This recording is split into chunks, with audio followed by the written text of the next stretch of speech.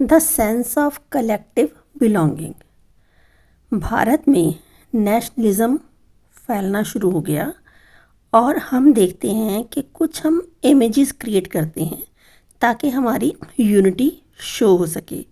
लेकिन किसी भी चीज़ को शो करने के लिए उसकी इमेज बना दी, लेकिन लोगों के माइंड में कैसे पता चले कि हम कलेक्टिव हैं या हमारा एक नेशन है। ये जो सेंस ऑफ कलेक्टिव बिलोंगिंग थी, ये हमारी यूनाइटेड स्ट्रगल का एक बहुत बड़ा अनुभव था। इसको हमने कैसे कलेक्ट किया कि हमने पुरानी फिक्शन को, फोकलोर को, सॉन्ग्स को, पॉपुलर प्रिंट्स को इकट्ठा करना शुरू किया ताकि हम एक कलेक्टिव रूप में एक देश नज़र आ सकें। अब ये जो नेशन है, जैसे कि हमें पता है कि हम इसको मोस्टली सिंबलाइज करते हैं किसी भी फिगर से या इमेज से। इससे हमारे अंदर एक कलेक्टिव होने का, यानी एक भारतीय होने का नज़रिया पैदा होता है। हमने देखा कि बंगाल में बंकिम चंद्र चट्टोपाध्याय ने भारत माता की इमेज को पोर्ट्रे किया, यानी बनाया, और उन्होंने वंदे मातरम भी लिखा। इसके बाद रविंद्रनाथ टैगोर ने एक अपनी फेमस इमेज जो भारत माता की थी वो बनाई और उसमें भारत माता को बहुत ही काम, कंपोज्ड, शांत फिगर के रूप में दिखाया। अब इन दोनों पैराग्राफ में आपके क्वेश्चन बनते हैं कि what efforts were made to just create the image of Bharat Mata in the minds of Indians, या लोगों के दिमाग में एक इमेज बनाने के लिए क्या क्या किया गया। तो पुरानी कलेक्शंस इकट्ठी की गई, पुराने गीतों को इकट्ठा किया गया और पुरानी इमेजेस को इकट्ठा करके एक कलेक्टिव बिलोंगिंग होने का प्रयत्न किया गया। नेक्स्ट पैराग्राफ है, ये जो नेशनलिज्म का आइडिया था ये और भी किस तरह से डेवलप हुआ कि जितनी भी फोक टेल्स थी, पुराने समय की कहानियाँ थी या गीत थे, इनको जो कि लोग जो थे जगह जगह घूम कर गाते रहते थे, उनको इकट्ठा किया गया और जगह जगह गाँवों में जाकर इन चीज़ों को इकट्ठा किया गया। ये जो टेल्स थी, लीडर्स का विश्वास था, लोगों का विश्वास था कि इससे हमारी ट्रू इमेज जो भारत की है या हमारे कल्चर की है वो हमारे सामने आ पाएगी। वो इमेज जो कि डैमेज हो गई है किसके द्वारा, बाहर की फोर्सेस के द्वारा, बाहर जो लोगों ने अटैक किया है भारत पर, उसके कारण इमेज जो ख़राब हो चुकी है, अब दोबारा से इसको आइडेंटिफाई करना है, अगर हमने सामने लाना है तो पुराने फोकलोर्स को, सॉन्ग्स को इकट्ठा किया जाएगा। इसी प्रकार बंगाल में रविंद्रनाथ टैगोर ने खुद भी नर्सरी राइम्स को, मिथ को और इन चीज़ों को इकट्ठा किया। यहाँ भी एक शॉर्ट क्वेश्चन बन रहा है कि how these things were identify या how were these collections just pave the way of the full identity of India. Next paragraph है, as the national movement developed. जैसे ही ये मूवमेंट आगे बढ़ती गई तो जितने भी लीडर थे वो ज़्यादा से ज़्यादा इस बारे में अवेयर हो गए कि इस तरह के आइकन्स बनाए जाएं, सिंबल्स बनाए जाएं, ताकि लोगों को यूनिफाई किया जा सके। बंगाल में एक ट्राई कलर फ्लैग बनाया गया और फिर गांधी जी ने भी एक स्वराज फ्लैग बनाया। इस पूरे पैराग्राफ को रीड करो और इसमें यही है कि दो तरह के फ्लैग बनाए गए ताकि एक इमेज क्रिएट की जा सके। यहाँ एक यही क्वेश्चन है ट्राई कलर से related. Next paragraph, another means of creating a feeling of nationalism.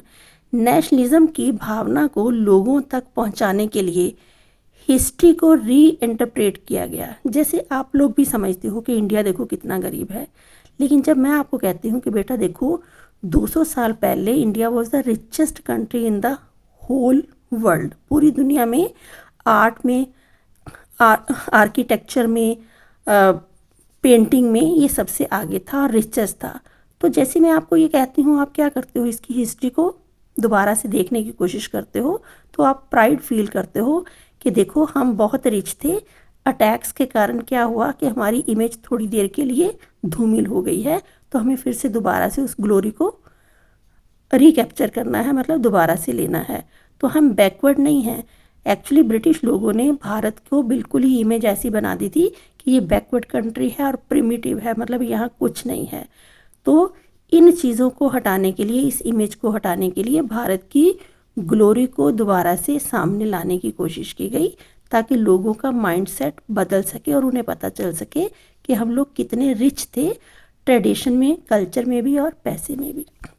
Next paragraph, यहाँ भी पीछे इसमें यही क्वेश्चन बन रहा है कि कौन सी एफर्ट की गई, to just glorify the history, अपनी हिस्ट्री को जानने की कोशिश की गई, क्योंकि किसी भी देश का स्वतंत्र रहना तभी तक संभव होता है जब उसे अपनी हिस्ट्री पता हो और वो अपने ट्रेडिशन के साथ बंधा रहे। नेक्स्ट पैराग्राफ है, दीज एफर्ट्स, ये जो कोशिश की गई थी लोगों को यूनिफाई करने की, इसमें कोई ऐसा नहीं था कि प्रॉब्लम्स नहीं थी। अब मान लो हिंदू हिस्ट्री से इतना कुछ बाहर निकाला गया तो दूसरी कम्युनिटी जैसे मुसलमान को लगेगा कि हमारी हिस्ट्री तो सामने नहीं आई, तो थोड़ी बहुत ही प्रॉब्लम्स ही आती ही हैं। नेक्स्ट पैराग्राफ है, ग्रोइंग एंगर। अब हुआ कि सारी कम्युनिटीज़ जो हैं वो एक बात तो फील कर रही हैं कि कॉलोनियल गवर्नमेंट बहुत सप्रेसिव मेजर्स अपना रही हैं और भारत की ग्लोरी को वो ख़त्म कर रही हैं। इस तरह एक कॉमन स्ट्रगल जो था वो सामने आया, लोगों के जो ग्रीवियंसेस थे मतलब दुख थे उसमें उसको ऑर्गेनाइज्ड मूवमेंट में बदला गया, यानी यूनिफाई किया गया नेशनल यूनिटी के रूप में। नेशन को यूनिफाई करने की कोशिश की गई क्योंकि सबके दुख तो बराबर थे कि सब जो थे सप्रेस्ड फील कर रहे थे, ऑप्रेस्ड फील कर रहे थे कॉलोनियल गवर्नमेंट के अंडर। तो इस तरह उनके जो ग्रीवियंसेस थे वह वाइड रेंजिंग बहुत ज़्यादा थे। इस प्रकार डिफरेंट थिंग्स की गई अलग अलग लोगों के साथ। कांग्रेस जो थी वो लगातार कोशिश कर रही थी कि अलग अलग ग्रुप के लोगों की डिमांड्स को एक जगह रखा जाए और ये ना हो कि एक ग्रुप तो आगे बढ़ रहा है और दूसरा अपने आप को एलियन महसूस करे, यानी उसे लगे कि मुझे इस ग्रुप से में उतना बेनिफिट नहीं मिल पा रहा है। तो इस तरह जो यूनिटी थी विद इन द मूवमेंट, इस मूवमेंट के अंदर जो यूनिटी बनाए रखने की कोशिश की गई, लेकिन काफ़ी बार ये जो यूनिटी थी ब्रोक डाउन हो जाती थी क्योंकि डिफरेंट लोगों के डिफरेंट एस्पिरेशंस थे और उनकी डिफरेंट भावनाएं थी। तो अब हमने देखा कि क्या एमर्ज हुआ, इन सारी मुश्किलों के बावजूद भी क्या एमर्ज हुआ कि लोग जो थे अपनी फ्रीडम के लिए रेडी हो गए, कॉलोनियल गवर्नमेंट को हटाने के लिए उन्होंने जोर पकड़ लिया। तो इस लास्ट पैराग्राफ में यही है कि despite the differences between them efforts were made to unite the common cause, एक कॉज भारत की स्वतंत्रता के लिए किया जाए और इंडिया जो है वो अपनी फिर से स्वतंत्रता को प्राप्त करे।